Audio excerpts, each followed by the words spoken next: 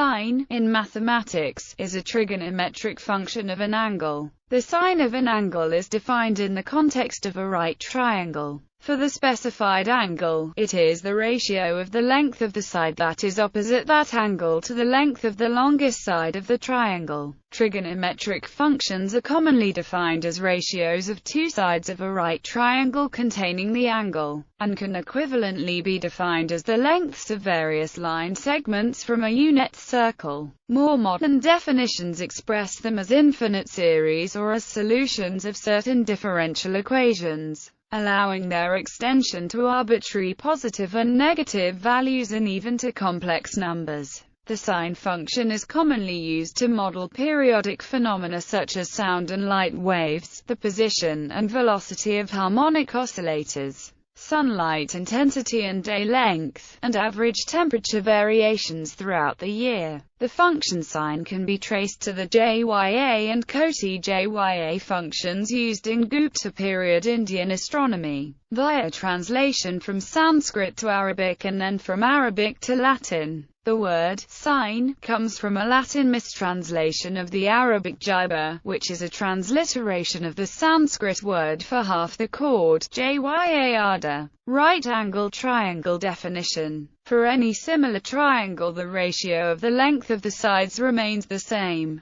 For example, if the hypotenuse is twice as long, so are the other sides. Therefore, respective trigonometric functions, depending only on the size of the angle, express those ratios between the hypotenuse and the opposite side to an angle A in question in the case of sine function, or between the hypotenuse and the adjacent side, or between the opposite and the adjacent side, etc. To define the trigonometric functions for an acute angle A, start with any right triangle that contains the angle A. The three sides of the triangle are named as follows. The adjacent side is the side that is in contact with both the angle we are interested in and the right angle, in this case side B. The hypotenuse is the side opposite the right angle, in this case side H. The hypotenuse is always the longest side of a right-angled triangle. The opposite side is the side opposite to the angle we are interested in this case side A. In ordinary Euclidean geometry, according to the triangle postulate, the inside angles of every triangle total 180 degrees.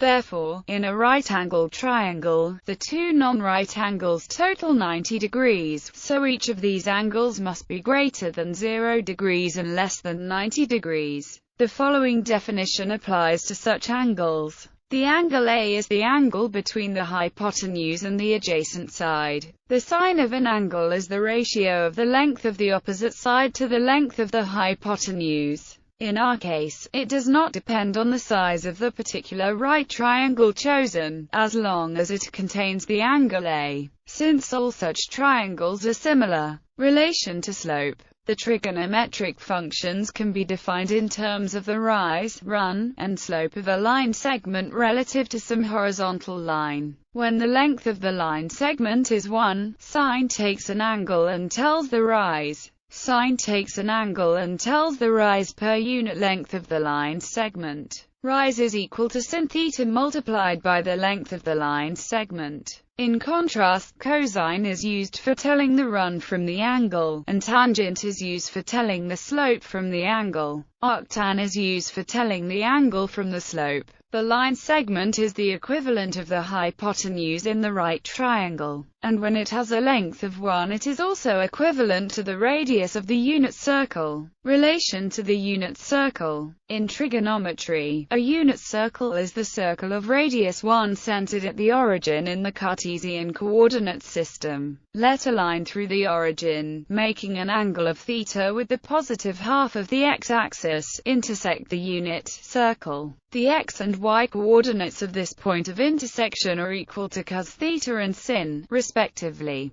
The point's distance from the origin is always 1. Unlike the definitions with the right triangle or slope, the angle can be extended to the full set of real arguments by using the unit circle. This can also be achieved by requiring certain symmetries and that sine be a periodic function. Identities. Exact identities. These apply for all values of reciprocal. The reciprocal of sine is cosecant, i.e., the reciprocal of sin is CSC, or cosec. Cosecant gives the ratio of the length of the hypotenuse to the length of the opposite side. Inverse. The inverse function of sine is arcsine or inverse sine. As sine is non-injective, it is not an exact inverse function but a partial inverse function. For example, sin equals 0, but also sin equals 0, sin equals 0, etc. It follows that the arcsine function is multi-valued. Arcsine equals 0, but also arcsine equals pi, arcsine equals 2 pi, etc. When only one value is desired, the function may be restricted to its principal branch. With this restriction, for each x in the domain, the expression arcsine will evaluate only to a single value, called its principal value. K is some integer, or in one equation, arcsine satisfies, and calculus for the sine function. The derivative is. The antiderivative is. C denotes the constant of integration. Other trigonometric functions. It is possible to express any trigonometric function in terms of any other. Sine in terms of the other common trigonometric functions. Note that for all equations which use plus, minus, the result is positive for angles in the first quadrant. The basic relationship between the sine and the cosine can also be expressed as the Pythagorean trigonometric identity, where sin 2x means 2. Properties relating to the quadrants. Over the four quadrants of the sine function is as follows. Points between the quadrants. K is an integer. For arguments outside those in the table, get the value using the fact the sine function has a period of 360 degrees. Or use an. For complement of sine, we have series definition. Using only geometry and properties of limits, it can be shown that the derivative of sine is cosine, and that the derivative of cosine is the negative of sine. Using the reflection from the calculated geometric derivation of the sine as with the 4n plus kth derivative at the point 0. This gives the following Taylor series expansion at x equals 0. One can then use the theory of Taylor series to show that the following identities hold for all real numbers x. If x were expressed in degrees, then the series would contain messy factors involving powers of pi 180. If x is the number of degrees, the number of radians is y equals pi x 180. So the series formulas for the sine and cosine are uniquely determined, up to the choice of unit for angles, by the requirements that the radian is the unit that leads to the expansion with leading coefficient 1 for the sine, and is determined by the additional requirement that the coefficients for both the sine and cosine series may therefore be derived by substituting their expansions into the Pythagorean and double angle identities, taking the leading coefficient for the sine to be 1, and matching the remaining coefficients. In general, mathematically important relationships between the sine and cosine functions and the exponential function are substantially simplified when angles are expressed in radians, rather than in degrees, grads or other units. Therefore, in most branches of mathematics beyond practical geometry, angles are generally assumed to be expressed in radians. A similar series is Gregory's series for arctan, which is obtained by omitting the factorials in the denominator. Continued fraction. The sine function can also be represented as a generalized continued fraction. The continued fraction representation expresses the real number values, both rational and irrational, of the sine function. Fixed point.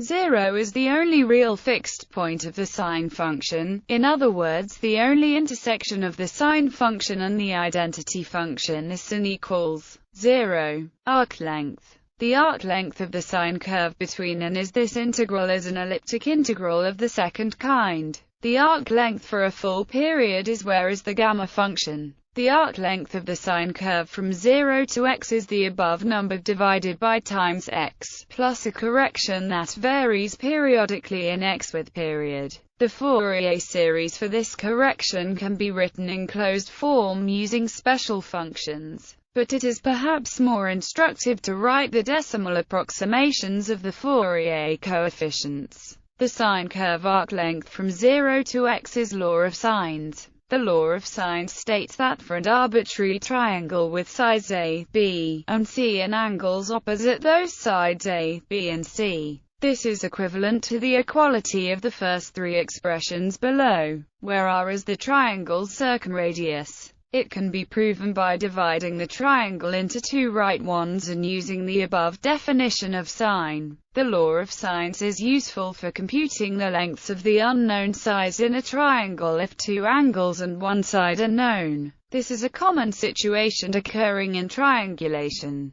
A technique to determine unknown distances by measuring two angles and inaccessible enclosed distance. Special values. For certain integral numbers x of degrees, the value of sin is particularly simple. A table of some of these values is given below. 90-degree increments. Other values not listed above: A019812, A019815, A019818, A019821, A019827, A019830, A019833, A019836, A019842, A019845, A019848, A019851. Relationship to complex numbers. Sine is used to determine the imaginary part of a complex number given in polar coordinates. The imaginary part is r and phi represent the magnitude and angle of the complex number respectively. I is the imaginary unit. Z is a complex number. Although dealing with complex numbers, sine's parameter in this usage is still a real number. Sine can also take a complex number as an argument. Sine with a complex argument. The definition of the sine function for complex arguments z, where I2 equals -1, and sine is hyperbolic sine. This is an entire function. Also, for purely real x, for purely imaginary numbers. It is also sometimes useful to express the complex sine function in terms of the real and imaginary parts of its argument. Partial fraction and product expansions of complex sine using the partial fraction expansion technique in complex analysis. One can find that the infinite series both converge and are equal to. Similarly, we can find using product expansion technique. One can derive usage of complex sine sin z is found in the functional equation for the gamma function, which in turn is found in the functional equation for the Riemann zeta function, as a holomorphic function. Sin z is a 2D solution of Laplace's equation. It is also related with level curves of pendulum. Complex graphs history. While the early study of trigonometry can be traced to antiquity, the trigonometric functions as they are in use today were developed in the medieval period. The chord function was discovered by Hipparchus of Nicaea and Ptolemy of Roman Egypt. The function sine can be traced to the Jya and Koti Jya functions used in Gupta period Indian astronomy, via translation from Sanskrit to Arabic and then from Arabic to Latin. The first published use of the abbreviations sin, cos, and tan is by the 16th-century French mathematician Albert Girard. These were further promulgated by Euler. The Opus Palatinum de Triangulis of Georg Joachim Rheticus, a student of Copernicus, was probably the first in Europe to define trigonometric functions directly in terms of right triangles instead of circles, with tables for all 6 trigonometric functions. This work was finished by Rheticus' a student Valentin Otho in 1596. In a paper published in 1682, Leibniz proved that sin x is not an algebraic function of x. Roger Coates computed the derivative of sine in his Harmonia Menturarum. Leonhard Euler's Introductio in Analysia Infinitorum was mostly responsible for establishing the analytic treatment of trigonometric functions in Europe, also defining them as infinite series and presenting Euler's formula, as well as the near-modern abbreviations sin, cos, tan, cot, sec, and cosec. Etymology. Etymologically, the word sine derives from the Sanskrit word for chord, jiva *.